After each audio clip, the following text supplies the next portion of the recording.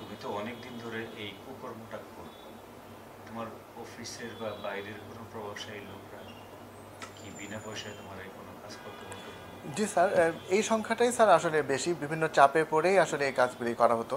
যেমন স্যার আমাদের বোর্ডের যে সিবিএর লিডার আব্দুল বাসেদ, সে বেশিরভাগ ক্ষেত্রেই অনেক শত শত, ওই কি কাজ করে?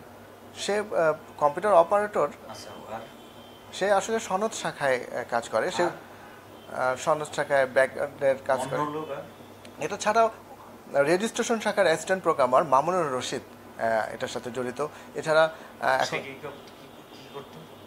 সে এই ধরনের শিক্ষার্থীদের নাম পরিবর্তন এবং রেজাল্ট বাড়িয়ে দেওয়ার জন্য সে বলতো, এবং কিন্তু পয়সা দিত না। সেও পয়সা দিত না কোনো। আর এটা ছাড়া আছে আমাদের শামসুল আলম সাহেব, সে যেহেতু অফিসেরই, সে সেটার জন্য পয়সা দিত না। এটা ছাড়াও জাকারি আব্বাসি উপপরীক্ষা নিয়ন্ত্রক, সেও শিক্ষার্থীদের নম্বর বৃদ্ধি করে দেওয়ার জন্য দিত, কিন্তু এই সমস্ত কাজের জন্য তারা কোনো পয়সা দিত না।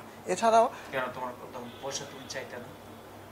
পয়সা চাইলেও তারা বলতো যে না, তারা তাদের অফিসেরই লোক এটা, এবং সেক্ষেত্রে তারা কিছুটা আমাকে ব্ল্যাকমেলের মতো করতো যে এই জিনিসগুলি আমরা যদি প্রশাসন বা চেয়ারম্যান মহোদয় সহ সবাইকে বা প্রশাসনকে জানিয়ে দেওয়া হয়, তাহলে তাহলে আমার তার চাকরি মানে থাকবে না, তোমার বা জিম্মি করে আমাকে জিম্মি করে স্যার এরা এই কাজগুলি আমাকে করতো স্যার।